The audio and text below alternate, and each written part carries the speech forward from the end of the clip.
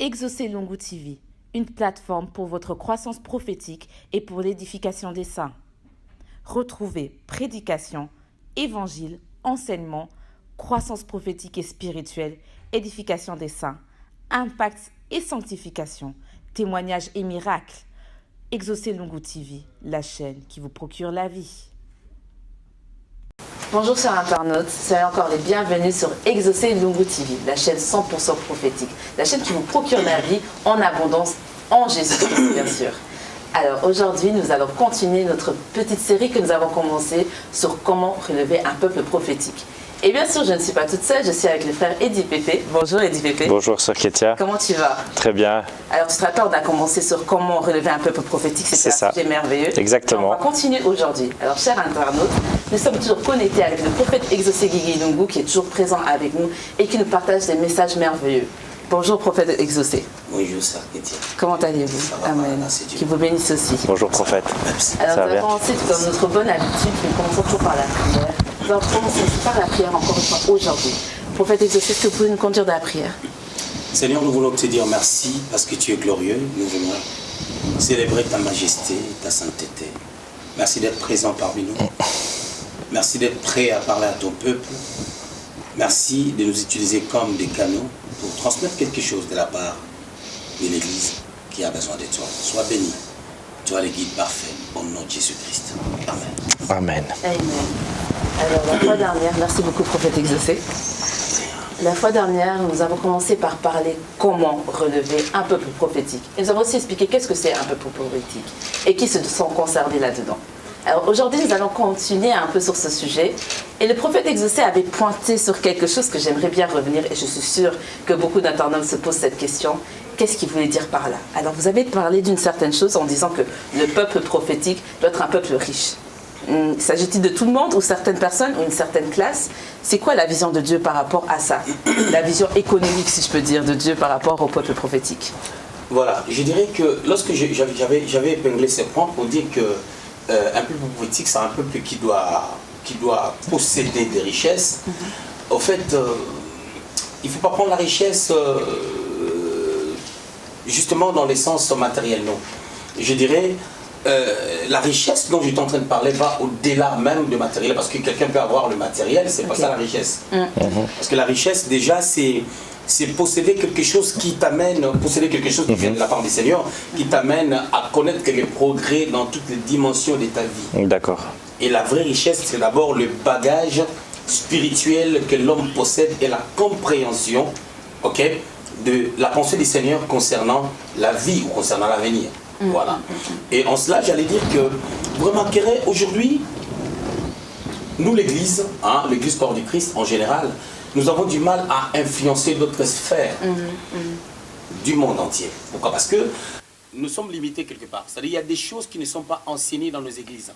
Premièrement, je crois que la fois passée, j'avais relevé un point, j'avais dit qu'il faut d'abord que le dispensateur puisse avoir les bagages pour transmettre aux récipients, c'est-à-dire aux personnes qui nous écoutent. Nous avons un peuple qui nous écoute sur Internet, dans des médias, dans les réseaux sociaux, au niveau de nos églises, mais il faut que les personnes qui sont appelées puissent avoir déjà un bagage, comprendre là où ils doivent amener le peuple.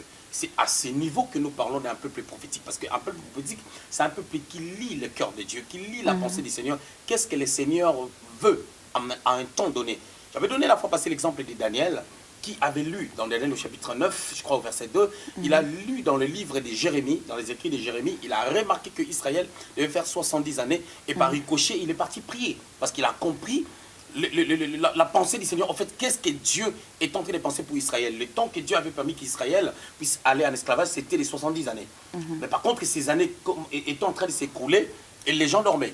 Au fait, il y a un point qui amène les gens à pouvoir sombrer dans la prospérité, si je peux le dire comme ça, c'est aussi le sommeil spirituel. D'accord. Le sommeil spirituel nous amène, on est là à l'église, mais on n'est pas dans l'état d'éveil. On est en train de dormir pendant que le train est en train de faire son chemin. C'est-à-dire, la gloire de Dieu est en train de connaître les avancées réelles, les gens sont en train de prospérer, mais d'un côté, nous sommes en train de dormir. C'est pour ça que la Bible déclare dans le livre d'Ésaïe, réveille-toi, toi qui dors, sois éclairé parce que ta lumière arrive. C'est-à-dire, la gloire est là, mais il faut se réveiller. Lorsque nous parlons du réveil, vous savez, celui qui dort déjà, c'est pas quelqu'un qui est mort. Oui, oui, oui, bien sûr. Celui qui dort, c'est pas quelqu'un qui est mort.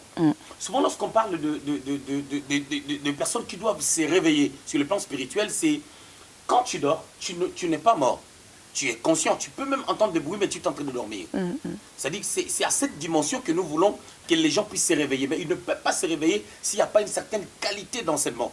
C'est sur base de ça que j'avais souhaité une deuxième émission pour aborder certains sujets qu'on pourra mettre en exergue pour ramener un peu plus prophétique à connaître la grandeur. Je prends un exemple bête. Une personne comme Daniel. Daniel était à Babylone. Quand il vient à Babylone, Daniel déjà sortait d'une famille noble. Dans le chapitre 1er. Il sortait d'une famille noble, c'est-à-dire qu'il avait une certaine éducation, une certaine classe, parce que l'éducation influence la société. Tu vas remarquer, quand tu vois la qualité de l'évangile selon Matthieu, non seulement c'était long, mais il y a une constance, c'est chargé, c'est du lourd. Pourquoi? Parce que Matthieu était d'une certaine classe. Déjà, le Seigneur l'a appelé dans son poste, il avait son travail et tout, et Matthieu avait une culture élevée. Voilà. Et quand tu vois Moïse dans le Pentateuque, tu peux voir la qualité du message. C'est aussi par rapport au bagage qu'il avait. Alors que lorsque Daniel arrive à Babylone, en arrivant à Babylone, on cherchait des gens qui avaient une certaine classe.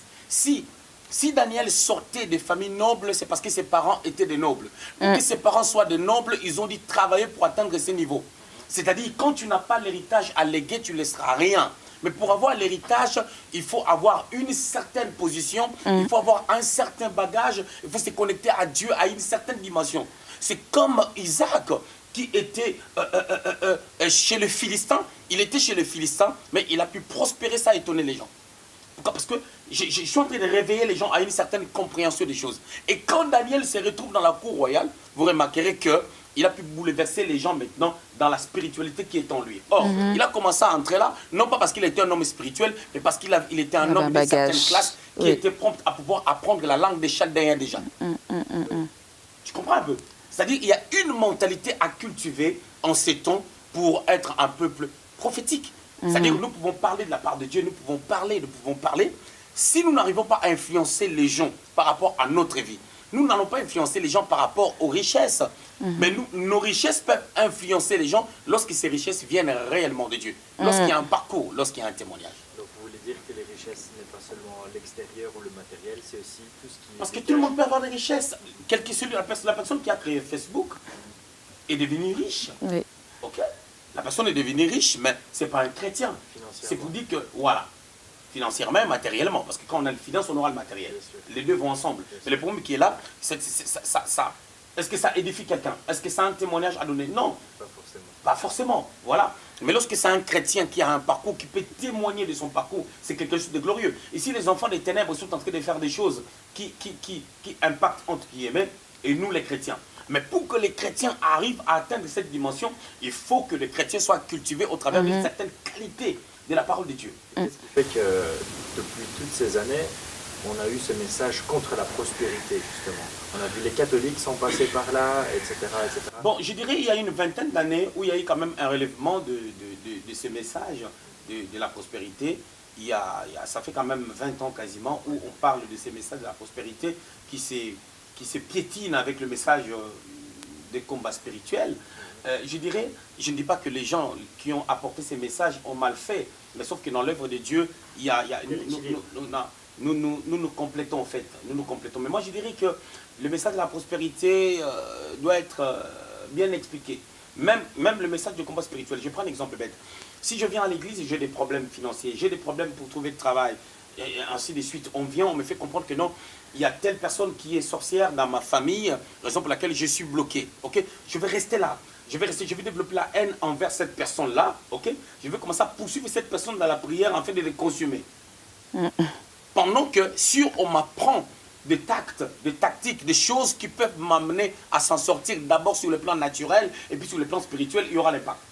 Au lieu de rester sur le futilité, je dois apprendre à connaître Dieu. Or, Dieu, c'est un véritable enseignant, c'est un bon architecte. il bâtit la vie de l'homme. Dieu t'enseigne, Dieu te fait traverser des choses. Dieu fait rencontrer David, Jonathan. Dieu sait que Jonathan a une certaine classe, c'est le fils du roi, que David n'a pas. Il le fait rencontrer. Il faut que David ait une intelligence renouvelée pour comprendre que j'ai besoin de Jonathan pour entrer dans une certaine dimension, pour entrer dans une certaine classe. C'est ça déjà le problème. Et ça, c'est Dieu qui permet ces rencontres. C'est Dieu qui a touché le cœur de Jonathan pour que Jonathan puisse aimer David. Tu comprends comment Dieu fonctionne? C'est-à-dire, mais lorsqu'on est en train de faire comprendre aux gens que tu seras riche, amen, tu seras la tête, amen, mais comment la personne va être riche, comment la personne sera la tête? Ok, le problème que tu as, c'est lié à ta famille. On peut même donner des paroles prophétiques, des paroles de connaissance avec des précisions extrêmes.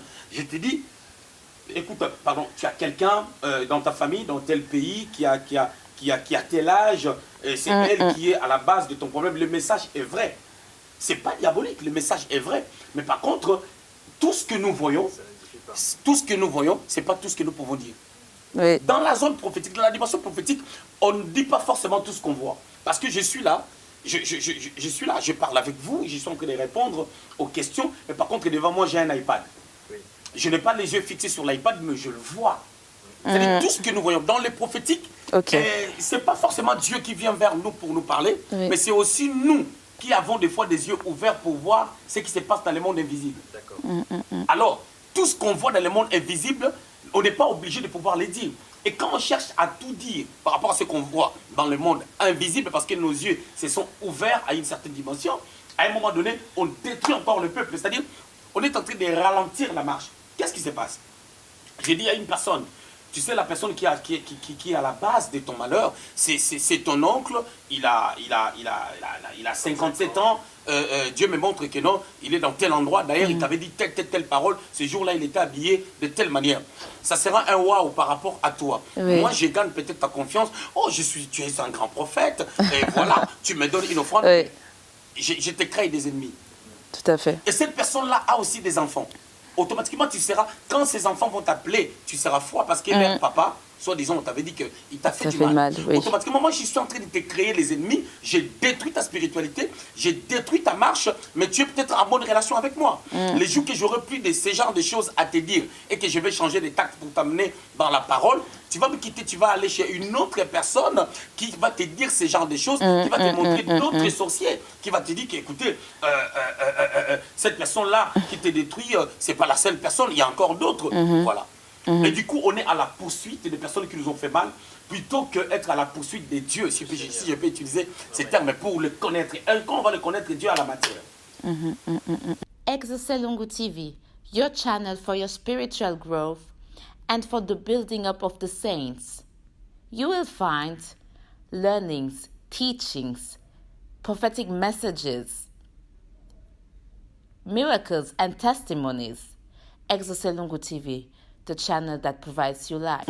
Alors, vous avez déjà commencé un peu à donner certaines choses par rapport à la réponse que vous avez donnée à Eddie. Et vous avez aussi touché un peu à certains messages que vous pouvez retrouver, chers internautes, dans la première édition que nous avons fait sur comment relever un peuple prophétique. Mais j'aimerais retourner sur la première réponse que vous avez donnée au sujet de la richesse. Alors, vous avez parlé de la richesse que nous devons avoir au travers de la parole, au travers d'une certaine qualité de la parole. Est-ce qu'il manque une certaine soif aux gens? Comment ça se fait que nous n'avons pas ce réveil là dont vous avez parlé? Vous avez dit qu'il faut avoir cette connaissance au sujet de la parole et c'est ça qui donne cette richesse.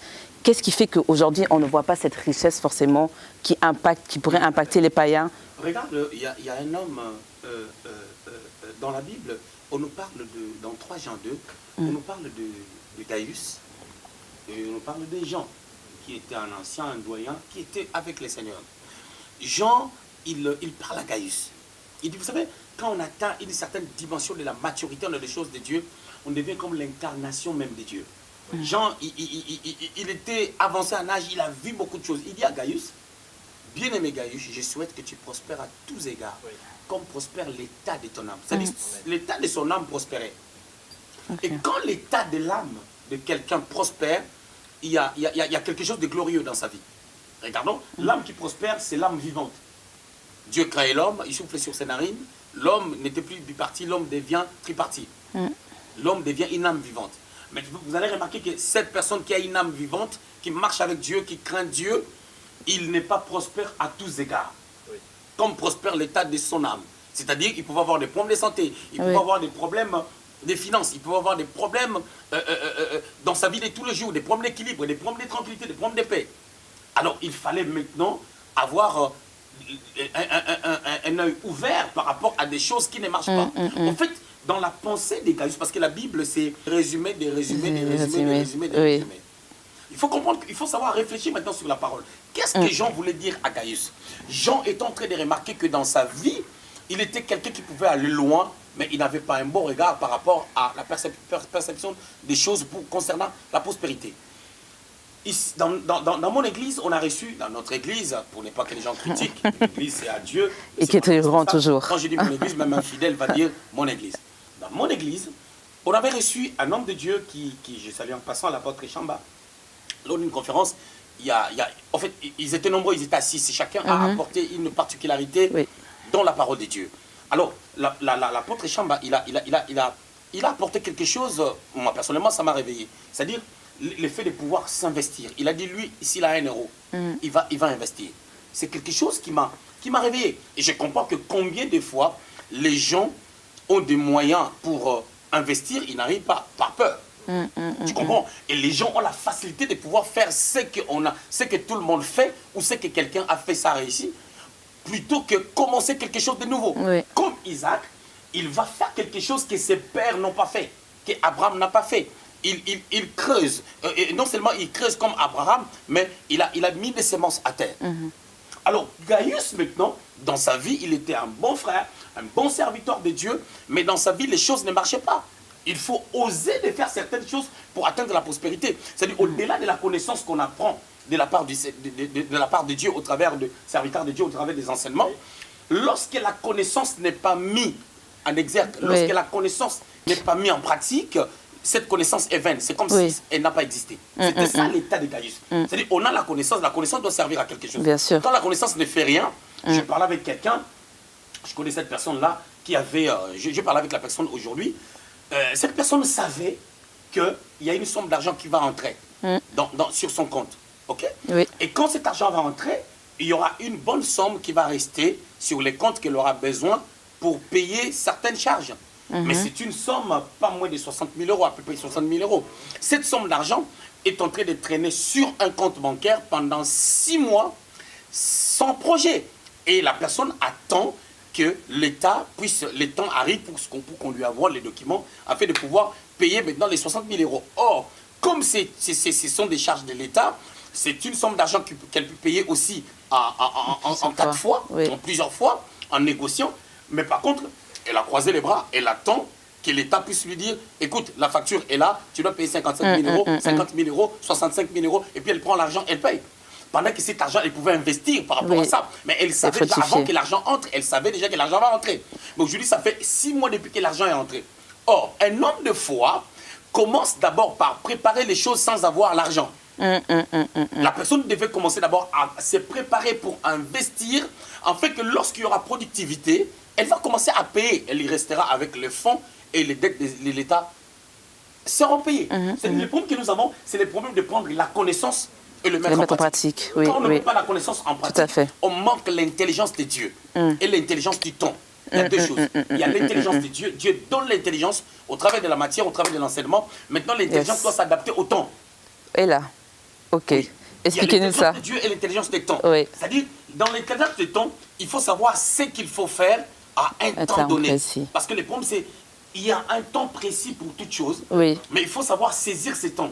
Quelqu'un me dira comment saisir ces temps. Il y a certaines choses, il n'y aura jamais des enseignements sur ça. Il y aura des risques à prendre, premièrement. La première des choses, pour saisir l'intelligence des temps, il faut prendre un risque. Parce que qui ne risque rien n'a rien. Ok. Qui n'a jamais échoué ne peut pas réussir. C'est le deuxième principe. Le premier principe, c'est de prendre les risques. Comme la femme à la perte du sang, elle essaye quelque chose que personne n'a fait. Et quand elle le fait, elle ne sait pas si ça va marcher. Elle est convaincue que ça va marcher, mais rien ne prouve que ça va marcher. Elle essaye et ça marche. C'est-à-dire, il y a eu des fois où elle a essayé, ça n'avait peut-être pas marché. Parce que la Bible déclare que cette femme-là, elle a cherché à avoir la guérison chez des médecins, c'est-à-dire des médecins un praticien peut-être, de médecins modernes, des spécialistes. Donc elle est partie partout et n'a pas trouvé la solution. Et quand elle faisait ça, elle l'osait. Elle a aussi peut-être vu les sacrificateurs. Elle a vu peut-être des sadducéens, des docteurs de la loi. Oui. Rien ne s'est passé jusqu'au point où elle a renouvelé l'intelligence. Parce que tu ne peux pas avoir la capacité de suivre les Seigneurs si tu ne passes pas par la loi. Parce que la loi, c'est la pédagogue. Yes. C'est le chemin qui t'amène vers le Seigneur. C'est-à-dire, elle pas était déjà dans la loi, ça n'a pas marché. Mais notre problème, c'est quoi? On a peur. Nous, on n'essaye pas, on a peur avant d'essayer. On va reprendre encore la suite de ce que vous étiez en train de dire au sujet du fait qu'il faut mettre en pratique les enseignements qu'on reçoit. Vous avez commencé à citer certaines choses et je pense que vous n'aviez pas encore fini. Et il y a des merveilleuses questions, mais avant que nous puissions continuer sur sa question, est-ce qu'on peut continuer sur ce que vous étiez en train de dire? C'est-à-dire, j'étais en train de parler de comprendre les temps de Dieu. Tout à fait, l'intelligence. Et puis avoir l'intelligence du temps. Avoir l'intelligence du temps. C'est-à-dire, je dirais, l'occasion est chauve à la nique. C'est-à-dire, quand les occasions, tu sais, quand quelqu'un est chauve, il n'y a pas de choses qui peuvent lui empêcher ta main de passer si facilement. Je veux seulement dire que les occasions sont toujours là, mais on a du mal à comprendre que nous pouvons y aller. ok, oui. On Manque a du de mal à courage. comprendre que nous pouvons y aller, ce courage-là d'y aller. C'est ça le problème. En fait, le chrétien reste trop sur on a dit, vous savez, il paraît, la Bible dit. C'est bien, mais les hommes de la Bible, parce que nous sommes édifiés par le fondement des apôtres et des prophètes, c'est-à-dire les choses que les apôtres et les prophètes ont vécues, ont fait la Bible. Et ces choses se vérifient en Christ qui était venu lui-même dans la chair, dans ce monde. Mais nous devons comprendre que nous aussi, si la Bible continue à être écrite, il y a des choses qui devaient se faire. Notre problème, c'est quoi? Notre problème, pour impacter une génération, nous devons d'abord être des personnes de qualité, des personnes constantes, des personnes équilibrées, des personnes qui ont une vision claire des choses. Le problème, c'est quoi? La troisième des choses que j'aimerais rajouter, c'est avoir la vision claire, la vision exacte de ce qu'on veut faire. Parce que tu ne peux pas réaliser quelque chose. Dieu appelle Moïse, il lui dit, mon peuple est en train de souffrir. Moïse est à Madian, il paie les troupeaux. Dieu lui dit, arrête ce que tu es en train de faire, moi je t'envoie à une mission, une grande mission. Ce n'est pas comparable à ce que tu fais. La mission, c'est quoi? Tu vas libérer mon peuple pour l'amener dans la terre promise. Deux choses. Tu libères mon peuple, tu l'amènes dans la terre promise. Mais quand tu vas le libérer, il y aura des obstacles. Dieu lui donne les canevas. Il lui dit, ça ne se passera pas dans la facilité. Dieu lui avait dit ça. Bien sûr. Mais qu'est-ce qui se passe? Mais la deuxième vision, c'était d'amener les peuples à Cana. Mais tu ne peux pas les amener à Cana sans qu'il y ait une marche. Là, ça devient la part de Moïse. Dieu ne dit rien. Tu sais ce qui va se passer dans le désert. C'est-à-dire, Dieu donne un plan. Je t'appelle, la première des choses, tu acceptes l'appel, laisse ce que tu es en train de faire. La deuxième des choses, libère mon peuple. Quand tu vas libérer mon peuple, ça sera pour les amener dans tel endroit. Bien sûr. C'est une terre que j'avais promise déjà à Abraham. Maintenant, entre la sortie de l'Égypte et Cana, ce qui va se passer, Dieu n'a rien dit. Quand ils vont arriver à Cana, ils vont perdre 7 ans pour posséder la terre. Dieu ne dit rien. Mais il leur dit, je les chasserai peu à peu. Mais il ne dit pas exactement comment la bataille va se faire. C'est à ce niveau que Moïse devait réfléchir pour savoir qu'est-ce qu'il faut faire maintenant dans les déserts.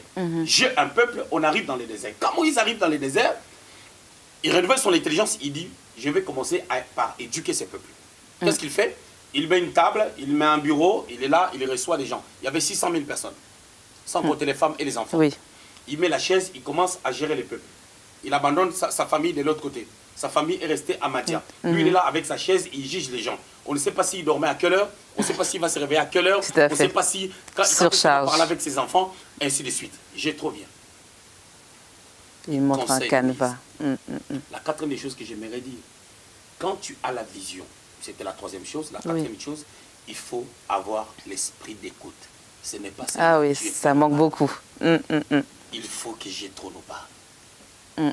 Quand Jétro vient, il n'a jamais séparé la main rouge. Jétro, il ne faut pas sous-estimer. Il n'a jamais séparé la main rouge. Jétro n'a jamais fait ce que tu as fait. Mais il a quelque chose à te dire. Il n'a jamais dirigé une foule comme toi, une grande foule comme toi. Moïse avait 600 000 hommes sans compter les femmes et les enfants. Mais Jétro vient, qui était un petit sacrificateur, mais attention, Jétro est le descendant d'Abraham. Il a commencé à connaître la sacrificature avant toi, Moïse. fais très attention. Toi, tu es en train de juger un grand peuple, mais Jéthro, il était déjà sacrificateur. Donc, il faut écouter Jéthro. La quatrième des choses, c'est qu'il nous manque pour aller plus loin, pour élever un peuple prophétique ou pour devenir un peuple prophétique afin d'impacter, c'est l'écoute. Tout le monde est d'accord que je suis têtu. Moi, je suis têtu, mais on n'arrive pas à quitter cette têtutesse. On sait que cette on ne veut pas même. Détruit, on ne veut même pas. Mais on sait qu'on est têtu. Oui, moi, je sais que tu sais que tu es têtu, si, je sais que je suis têtu. Et mais maintenant la personne continue à s'éborner dans sa têtutesse. C'est grave, oui. Pendant que les grands Moïse, les grands prêtres Moïse, pouvaient écouter Jéthro lui a dit, tu vas t'épuiser. Mais je vais vous dire un truc. L'attitude de Moïse, bien que Jéthro l'avait sauvé, l'a quand même épuisé. À telle enseigne qu'il a eu des problèmes dans sa famille. Parce que je dirais, il devait avoir un fils prophète. Parce qu'un prophète, il devait avoir un fils prophète. Wow, ouais. Mais il n'a pas eu un fils prophète. Il devait avoir un fils qui était peut-être à la tête de la sacrificature. Mais pas du tout. Il n'a pas eu le temps. Tu comprends? Pourquoi? Parce qu'il n'a pas eu le temps avec sa famille. Il n'a pas pris. Il a fallu qu'il puisse écouter Jéthro et mettre en pratique. Parce que le problème d'écoute, c'est un grand problème que les gens ont du mal. Tu sais, ce qui a aidé Pierre à être un apôtre excellent, le pasteur des pasteurs, c'est parce qu'il a écouté. Oui. Pierre, à la dernière minute, le Seigneur est venu le voir. Il était fatigué, il avait tout laissé. Le Seigneur lui dit, si tu m'aimes, peu mes agneaux. Il a écouté. Il a écouté, il a mis en pratique. Le jour de la Pentecôte, il pouvait penser à son régnement. Il pouvait dire, si je prêche ici, les gens vont dire que, ah, c'est toi qui avais régné les seigneurs. Et non, il n'a pas calculé ça. Il n'a pas pensé à ça. Ça marchait. Le courage. Parce que Wow. c'est la puissance de Dieu qui a accompli les merveilles. Dieu nous utilise comme des canons. Voilà, notre problème maintenant, nous n'arrivons pas à se lancer. Là, je parle d'écoute. On n'écoute pas. Tellement qu'on n'écoute pas, on ne fait rien, on tourne en rond, on prie beaucoup, mais on ne voit rien. Et quelqu'un qui s'est dit il prie beaucoup, qui ne voit rien, à un moment donné, il va se fatiguer. Oui, bien sûr. Il va se fatiguer, c'est pour cela les gens ont une vie de prière qui fait yo-yo. Ça baisse, ça s'agrandit. Ça baisse, ça s'agrandit. Parce que on n'a pas de vision, la vision est brouillée. Parce qu'on ne voit rien, on ne voit pas l'impact. Le manque de vision. Je suis fatigué. Oui. Je suis fatigué. Oui. Pourquoi je vais prier? Parce que les choses ne changent pas. Mais une personne comme moi, quand je prie, je suis même dans la joie de prier parce que je sais là où je vais. Wow, yes, il faut avoir la Ma vision. vie ne dépend pas de ce que les gens disent, mais ma vie dépend de ce que j'ai écouté de la part de Dieu. Ça, c'est très important. Et la personne, dans le domaine de l'écoute, souvent les chrétiens n'écoutent que les gens qui sont arrivés. Ça veut dire... Or, dans le domaine d'écoute, on n'écoute pas quelqu'un parce qu'il est arrivé. On n'écoute pas quelqu'un parce qu'il a atteint un certain niveau. On écoute quelqu'un parce que cette personne-là, tu as compris qu'il a quelque chose à te donner. Yes, Donc, vous wow. écoutez, mais vous savez rester indépendant dans votre marche. Non, c'est pas ça ce que j'étais en train de dire. J'étais en train de dire, les gens ont la facilité d'écouter. C'est-à-dire, pour m'écouter, tu dois voir que non, les prophètes, Il a réussi, il est riche. il a fait ça, Oui. il a ça avec Dieu. Dieu lui a déjà donné ça, Dieu l'a béni avec ça, Dieu Oui, l'a béni ça. oui. La plupart des gens écoutent parce que j'ai des choses à leur dire concernant ma vie. Mais on doit écouter parce que tu sens que j'ai la matière. Oui. Là, je voulais parler de Ruth et de Naomi. Naomi qui avait tout perdu. Naomi avait tout perdu. C'est vrai. Mais Ruth a dit, je C'est vrai. m'attacherai à Wow. cette femme à cause de la grâce, de la gloire Yes. qui est en En elle. elle, oui. C'est ça le problème. C'est-à-dire qu'elle écoute quelqu'un qui n'a rien. Ils retournent en Israël. Quand ils arrivent là, c'est Naomi qui lui a donné les modèles, les canevas, comment il doit faire pour entrer dans les champs de Boaz. Ma fille lui a donné les conseils, dit ma fille, écoute, fais ça, ça, ça, ça. Si elle n'avait pas écouté, les choses n'allaient pas aller dans le sens, Bien sûr. dans un bon sens Dieu, pour même. prospérer. Voilà. Mais généralement, les gens écoutent. Quand ils entendent, il y a Renard Bonke qui est venu dans la ville, il y a Benny Hill, il y a Tel Osborne, paix à son âme, il est déjà décédé, Billy Graham vient de partir là, paix à son âme encore, c'est général. Et c'est là où les gens courent, ils croient que non, les choses vont changer. La problématique, c'est pas ça. C'est pas parce que je respecte ces hommes de Dieu, je respecte toutes les croisades et tous les programmes qu'ils organisent, mais le problème, c'est pas ça. Le problème est que écouter, c'est pas écouter seulement une personne qui est arrivée. Écouter, c'est écouter Jonathan qui n'a jamais été roi, mais qui peut t'amener à la royauté. Yes, wow. Wow, wow, wow, wow, wow. Wow. C'est-à-dire, vous savez, les gens qui savoir ont aidé écouter. David même à entrer dans sa royauté, c'est des personnes qui n'étaient pas des rois. Tout à fait. Tu comprends? Qui n'étaient pas des rois. Parce que Dieu, dans la dimension prophétique, c'est quoi? La dimension prophétique, c'est les sacrificateurs Élie qui fait un enfant, et cet enfant-là, c'est un prophète. Les sacrificateurs fait un prophète. C'est Samuel qui grandit dans la maison d'Élie qui est sacrificateur, mais Samuel est un grand prophète. Élie est en train de sombrer, mais c'est lui qui a fait comprendre Qui a à Samuel relevé quelque chose. que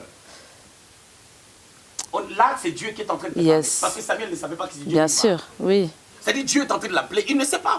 Parce qu'il ne connaissait pas encore l'Éternel. Parce qu'il y a un temps où on ne connaît pas l'Éternel, il y a un temps où on commence à connaître l'Éternel, il y a un temps où on connaît Connaît l'Éternel. l'Éternel, Mais oui. pour que tu puisses les connaître comme il faut que Dieu puisse t'amener à les connaître premièrement, et deuxièmement, il faut qu'il y ait des Jéthro, il faut qu'il y ait des Élie, des sacrificateurs, Yes. qui vont t'amener à les connaître. Souvent, les personnes qui nous amènent à connaître ont des erreurs. Bien sûr. Peut-être parce qu'ils ont tellement échoué, ils ont développé Et ils ont une maturité pour connaissance. nous. Waouh. Mais nous attendons des personnes qui sont arrivées à Merveilleux. écouter. Dommage. Waouh. Il faut apprendre à écouter, pas seulement entendre, mais mettre en pratique ce qu'on a entendu. Ouais. On Wow. entend, c'est bien, mais il faut mettre en pratique. Parce qu'il y a un problème. Quand tu transmets une connaissance, il y a plusieurs catégories de personnes, il y a plusieurs phases qui reçoivent. Ils reçoivent, mais chacun reçoit selon sa foi, selon ses capacités, selon la disposition de son cœur, selon. Il y a beaucoup de choses qui viennent en Si on n'a pas une compte. bonne disposition du cœur, si on n'a pas l'intelligence des temps, Oui. on aura du mal. Waouh. Comment relever un peuple prophétique? On a abordé un point très important, je pense, l'écoute, hein, prophète. Oui. Oui, c'est un sujet très sensible, mais je pense que ça a renseigné beaucoup de personnes. Alors, malheureusement, on est déjà en train d'atterrir vers la fin du temps. On a bien écoulé le temps, mais je pense que beaucoup ont été bénis. Commentez, partagez ce que vous avez compris au sujet de l'écoute. Peut-être toi-même, tu te retrouves dans une situation où tu te dis, c'est vrai que je n'écoutais pas beaucoup, mais aujourd'hui, j'ai compris quelque chose. Ça nous fait aussi du bien de comprendre que vous aussi, vous avez compris quelque chose au travers de nos émissions. Alors, prophète exaucé, comme d'habitude, j'aime bien quand vous donnez un mot de la fin. Est-ce que vous avez un mot de la fin à nous donner et avant que nous puissions clôturer? Justement, pour le mot de la fin, Sœur Kétia, c'était que dire à ces personnes qui ont mis de côté ou qui ont rejeté cet aspect prophétique qui est la prospérité, on va dire. Donc je dirais que la prospérité est la pensée de Dieu. Déjà, dans Amen. Genèse au chapitre 1, au verset 28, Dieu a béni l'homme. Quand il a béni l'homme, Dieu n'a pas pris l'argent pour mettre dans ses poches. Non. Dieu lui a donné une couverture, un manteau, une onction qui doit l'amener à réussir, mais lorsqu'il entreprendra, lorsqu'il osera de faire les choses. Donc la prospérité, c'est les plans de Dieu. Amen. Nous devons désirer la prospérité. Amen. Amen. Voilà, c'est les plans de Dieu. C'est-à-dire, quand Dieu dit il nous a bénis, ne croyez pas que Dieu va mettre de l'argent dans nos poches. Ne croyez pas qu'on va dormir comme ça. Vous savez, les gens reçoivent tellement des paroles prophétiques, Dieu va faire des choses, mais il faut bouger. Il faut bouger pour atteindre. Tu sais, il y a des années en arrière, plusieurs années en arrière, moi je me suis vu en train de faire des conférences où j'étais en train d'enseigner la parole de Dieu, mais pendant qu'à ce temps-là, j'étais un simple prédicateur de la rue, un simple prédicateur qui annonce l'évangile simple. Oui. Mais il fallait un parcours, il fallait une croissance pour atteindre un niveau de pouvoir enseigner les peuples de Dieu Bien sûr. à une certaine dimension. C'est-à-dire, en cela, il fallait recharger les batteries, il fallait apprendre, il fallait passer du temps dans le désert, comme l'apôtre Paul qui a passé du temps 3 années en Arabie. C'est-à-dire, nous avons besoin de l'Arabie. L'Arabie, c'est le lieu de la connaissance. Yes. Et la Des préparation. choses qui nous amènera à devenir les grands apôtres Paul sont en Arabie. Yes. L'Arabie, c'est un endroit bizarre. Et un autre Arabie, c'est le temps où le Seigneur a passé 40 jours. Marc a désert. dit, il a fait face aux bêtes féroces. Mm, C'est ce que nous avons besoin. Yes. Nous voulons la luxure, la prospérité, Tout à fait. mais nous ne voulons pas faire face aux bêtes. Nous avons peur des bêtes. Vous avez bien compris le message. Il ne faut pas avoir peur des bêtes. Il faut l'Arabie. Il faut cette étape-là. Il faut l'Arabie. Tout à fait. Merci beaucoup, prophète exaucé. C'était merveilleux. Que Dieu vous bénisse. Vous aussi. Hein, soyez Que Dieu vous Amen. Amen. Eddie soit béni. L'émission 100% prophétique. Exactement. Alors, c'était Exaucé Longo TV, votre chaîne 100% prophétique. À la prochaine. Que Dieu vous bénisse. Que Dieu vous bénisse.